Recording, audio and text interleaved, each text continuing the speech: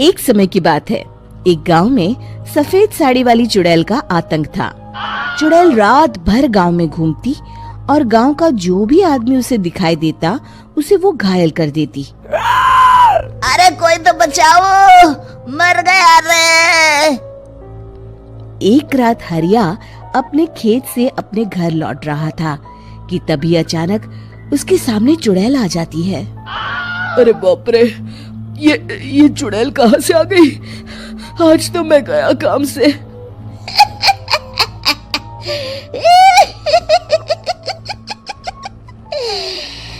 आज मुझे मेरा शिकार मिल गया। अरे चुड़ैल दीदी, मुझे छोड़ दो। जैसे ही चुड़ैल हरिया की तरफ बढ़ती है, हरिया वहाँ से भाग जाता है और अपने घर के दरवाजे पे पहुँचता है। अरे भगवान, जल्दी से दरवाजा खोलो, मेरे पीछे चुड़ैल पड़ी है। हरिया की पत्नी जल्दी से दरवाजा खोल देती है। अरे आप इतना हाफ क्यों रहे हैं? अरे मेरे पीछे चुड़ैल पड़ी है, आज तो मैं बाल बाल बच गया। जल्दी से सभी दरवाजे और सभी खिड़कियों को बंद करके बत्ती बुझा दो। तभी चुड़ैल हरिया के घर के पास पहुंच जाती है। अरे वो आदमी कहाँ गायब हो गया? मैं भी देखती हूँ आखिर कब तक बचेगा। मैं अपने शिकार को इतनी आसानी से नहीं छोड़ती।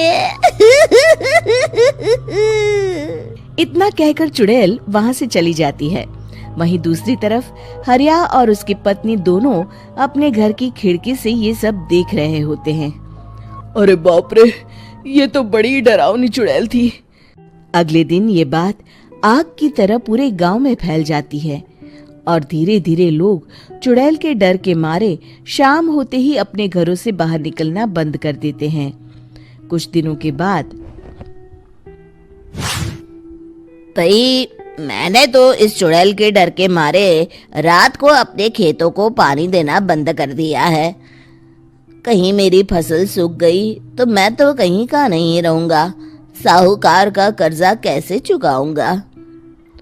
अरे भाई, पूरे गांव वालों का यही हाल है। पता नहीं ये चुड़ैल हमारे गांव में कहां से आ गई। फिर एक दिन गांव के पास वाली नदी के किनारे एक बहुत बड़े तांत्रिक के आने की बात कुछ गांव वालों को पता चलती है। वो लोग जाके ये बात गांव के मुखिया को बताते हैं। मुखिया जी, नदी के किनारे एक बहुत ही पहुंचे हुए तांत्रिक बाबा आए हैं। हमें उनसे मदद मांगनी चाहिए। मैंने सुना है वो बड़े बड़े भूतों और चुड़ैलों को अपने वश में कर लेते हैं। मुखिया जी सभी गांव वालों को लेकर उस तांत्रिक के पास पहुंच जाते हैं। ओम फट स्वाहा, ओम फट स्वाहा। तभी तांत्रिक अपनी बंद आंखों को खोलकर कहता है, क्या बात है? तुम सब लोग यहाँ क्यों आए हो? मुखिया जी उस तांत्रिक को सारी बात बता देते हैं।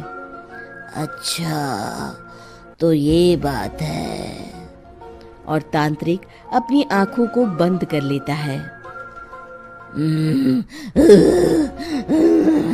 मैं देख रहा हूँ तुम्हारे पूर्वजों ने बहुत पाप किए थे, जिससे ये गांव अब श्रापित हो चुका है। उसी के फल स्वरूप तुम्हारे गांव में चुड़ैल आई है।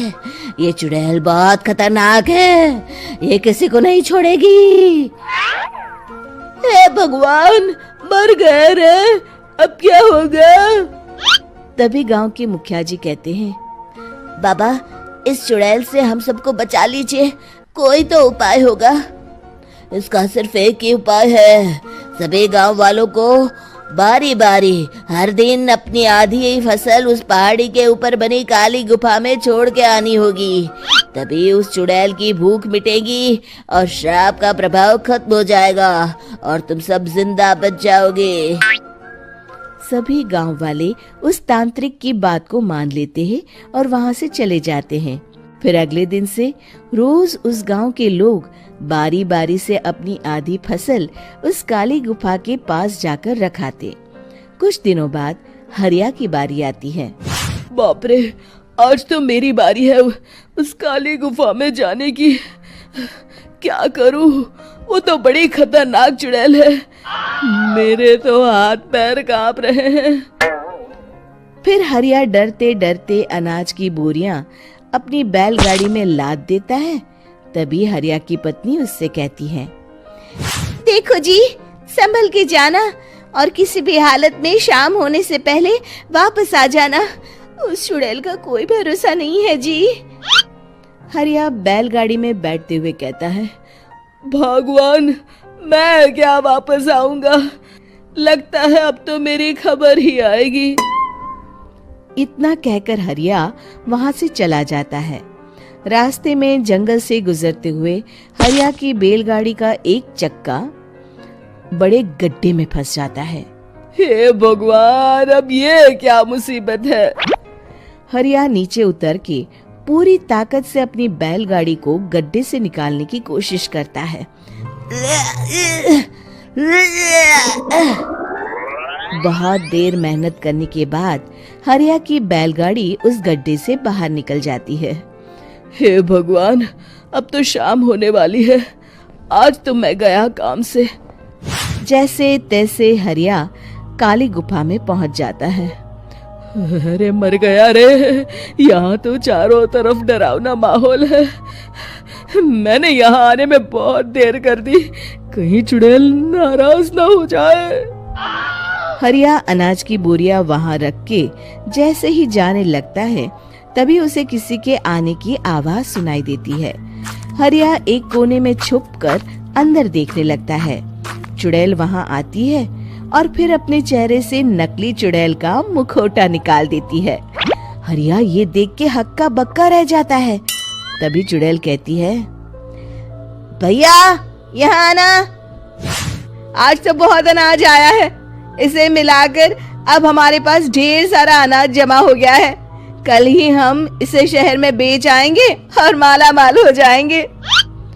तभी अंदर से नदी के किनारे वाला तांत्रिक बाहर आता है। अरे, ये तो तांत्रिक बाबा है। हाँ, अब तो हम दोनों की जिंदगी मजे में कटेगी। गांव वालों को बेवकूफ बनाना इतना भी मुश्किल नहीं था। लोग तो तुम्हें सच में असली चुड़ैल समझते हैं। हाँ, तुमने सही कहा। अब ये गांव वाले चुड़ैल के डर से जिंदगी भर इस काली गुफा में अनाज पहुंचाते रहेंगे। अच्छा, तो ये बात है। ये दोनों पूरे गांव वालों को बेवकूफ बना रहे हैं। अभी जाकर सबको बताता हूँ। हरिया उन दोनों की पूरी बातें सुन लेता है और जल्दी से वापस गांव में आता है। गांव वालों को पूरी बात बता देता है। इससे पहले वो दोनों हमारा अनाज लेकर शहर जाए, हमें उन दोनों को पकड़ना होगा। उधर दूसरी तरफ नकली तांत्रिक और नकली चुड़ैल बनी औरत एक बड़ी गाड़ी में सारा अनाज लाद के वहां से निकलने की तैयारी कर रहे होते हैं। जल्दी करो, इससे पहले हमें कोई देख ले। हमें यहाँ से निकलना होगा। और तभी वो दोनों देखते हैं कि सामने से सभी गांव वाले अपने अपने हाथों में मशाल लेके आ रहे हैं। दोनों बुरी तरह डर जाते हैं। रुक जाओ, तुम दोनों का भांडा फूट चुका है। अरे मर गए रे, ये गांव वाले कहाँ से आ गए? तुमने क्या सोचा इतनी आसानी से यहाँ से निकल जाओगे? ये अनाज हमने अपने खून पसीने से दिन रात खेतों में मेहनत करके उगाया है। दोनों मुखिया जी के पैरों में गिर जाते हैं। हमें माफ कर दीजिए, हम दोनों एक नंबर के कामचोर हैं। बिना मेहनत किए पैसे कमाना चाहते थे। हाँ हाँ, अब हम आगे से मेहनत मजदूरी करके पैसे कमाएंगे। हमें कुछ मत करना, हमें छोड़ दीजिए। इतना कह के दोनों गांव छोड़ के भाग जाते हैं और सभी गांव वाले फिर से खुशी खुशी रहने लगते हैं।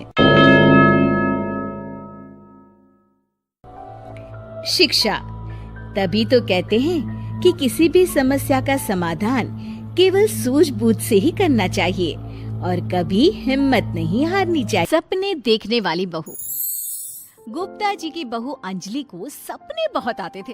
एक दिन सुबह सुबह जब अंजलि सोकर उठी, सासू माँ जानती हैं क्या होने वाला है? अरे क्या हुआ, फिर से कोई नया सपना देख लिया क्या? हाँ सासू माँ, बहुत जोर से बरसात आने वाली है। आज कोई कपड़े मत धोना, सूख नहीं पाएंगे। अरे बहू, बाहर तो इतनी तेज धूप निकली पड़ी है, तुमको कहाँ बारिश नजर आ रही है? अरे मम्मी जी, मैंने सपने में देखा था बहुत जोर से बारिश होने वाली है, इसलिए बस आज कोई कपड़े नहीं धुलेंगे। अरे लेकिन इससे पहले भी तो कितनी बार तुझे सपने आए हैं, कभी कुछ सच भी होता है क्या? मम्मी जी, आप भी ना सपनों पर भरोसा करना चाहिए, भरोसा। अंजलि की सास उसकी कोई बात नहीं मानती, लेकिन उस दिन वाकई में शाम होते होते घने बादल आ जाते हैं और जोर से मूसलाधार बारिश होने लगती है। अंजलि, आज तो तुम्हारा सपना सच हो गया। बहू, आज तो तुमने सपने में बारिश देखी थी ना, और देखो सच में बारिश हो गई।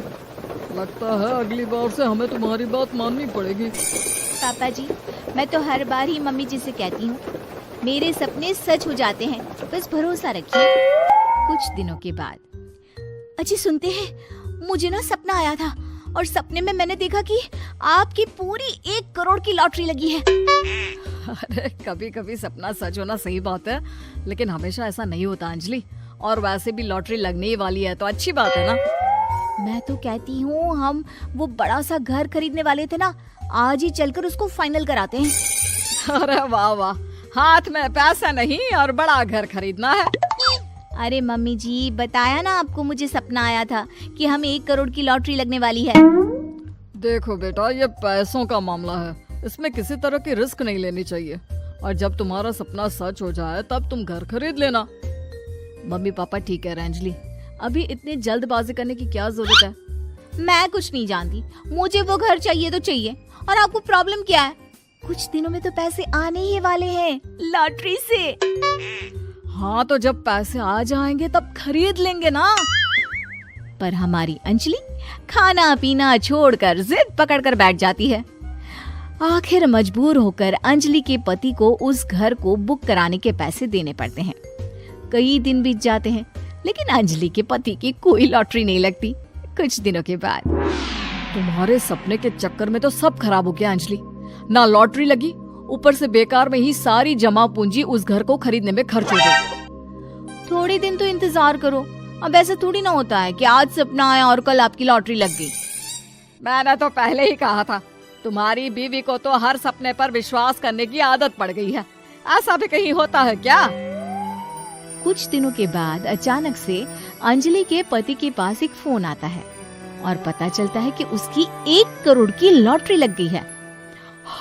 अरे वाह अंजलि, ये तो कमाल हो गया, मेरे तो सच में लॉटरी लगी। अरे भगवान भला करे तुम्हारा। हाँ हाँ बहू, अब तो तुम जो कहोगी हम वो सब बात मानेंगे। तुम्हारे सपने का मतलब तो पूरा का पूरा सच होता है। अरे बिल्कुल ठीक कहते हैं, मैं तो बेकार में ही बहू को उल्टा सीधा सुनाती थी। अरे इसके सपने तो वाकई में सही हो जाते हैं। अपने घर वालों की बात सुनकर अंजलि मन ही मन बहुत इतराती है। उसे लगता है कि अब वो जो भी सपना देखेगी सच हो जाएगा। और इसी चक्कर में एक दिन अंजलि को सपना आता है कि अचानक उनके घर पर बहुत सारे मेहमान आने वाले हैं। यही सोचकर अंजलि अपनी सास को कहकर बहुत सारा खाना पहले से ही बनाकर रख लेती है। सुबह से शाम हो जाती है। हमने इतना सारा खाना बना लिया, लेकिन हमारे घर तो कोई मेहमान आया ही नहीं। हाँ मम्मी जी, अब तो रात होने आई है, लगता है ये खाना हम लोगों को ही खाना पड़ेगा।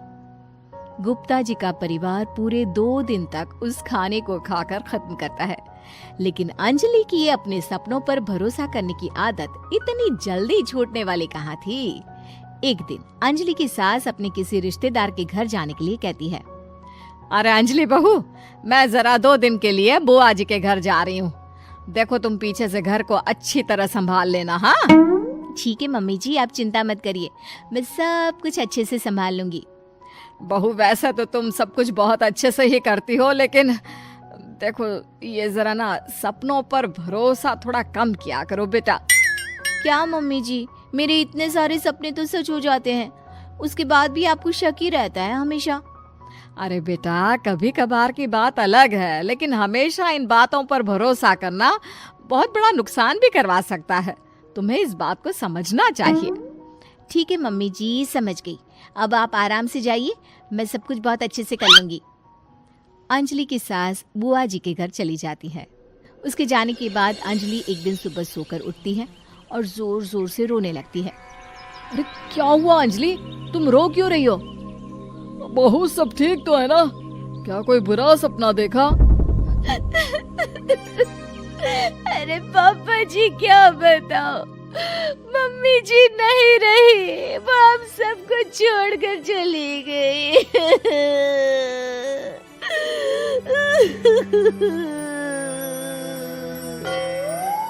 छोड़कर चली गई? अरे क्या मतलब है, वो तो अपनी बुआ जी के घर गई है ना?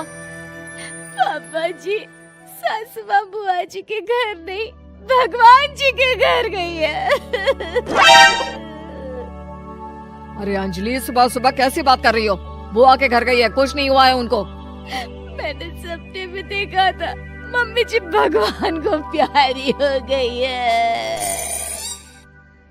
अंजलि का पति उसे समझाने की कोशिश करता है, लेकिन अंजलि के बार बार कहने पर वो भी इस बात पर भरोसा कर लेता है कि अब उसकी माँ दुनिया में नहीं रही। सारे गांव में ये खबर फैल जाती है कि अंजलि की सास की मौत हो गई। भगवान, अब हम क्या करेंगे? तुम्हारे सर से माँ का साया उठ गया। मैं तो कहती हूँ पापा जी, इनको बुआ जी के घर जाकर मम्मी जी की डेड बॉडी को ले आना चाहिए, तब तक हम उनकी अंतिम यात्रा की तैयारी करते हैं। अंजलि का पति अंजलि की बात सुनकर बुआ जी के घर के लिए रवाना हो जाता है। उधर अंजलि अपनी सास के अंतिम संस्कार की सारी तैयारियां कर लेती है। मोहल्ले के सारे लोग वहां पर आकर इकट्ठा हो जाते हैं। बहुत बुरा हुआ, मेरी सास मुझे बहुत प्यार करती थी, बुआ जी के घर गई थी। अरे हमको क्या पता था कि भगवान जी के घर जा रही है। अंजलि ने अपनी सास की तस्वीर पर हार पहनाकर घर के बीचों बीच रख दिया। सब लोग आकर गुप्ता परिवार को सांत्वना दे रहे थे। थोड़ी देर बाद अंजलि का पति घर आता है और साथ में अपनी माँ को भी ले आता है। अरे बहू, मेरी तस्वीर पर हार क्यों चढ़ा रखा है? सब लोग अंजलि की सास को देखकर डर जाते हैं। अरे आप लोगों को डरने की कोई जरूरत नहीं है, मेरी माँ जिंदा है। ये तो मेरी बीवी के सपने के चक्कर में हम लोगों ने अपनी माँ को मरा हुआ समझ लिया। बहू, सपने देखना ठीक है, पर अपनी जिंदा सास का अंतिम संस्कार करना बहुत बड़ी गलती। इसके बाद अंजलि की अपने सपनों पर आंख मूंद कर भरोसा करने की आदत हमेशा के लिए सुधर जाती है। उम्मीद है कि आपको हमारी ये कहानी पसंद आई होगी। कृपया हमारे चैनल को सब्सक्राइब करें और सभी अपडेट्स के लिए बेल आइकन जरूर क्लिक करें। और हाँ, वीडियो लाइक और शेयर करना मत भूलिएगा। Bye bye.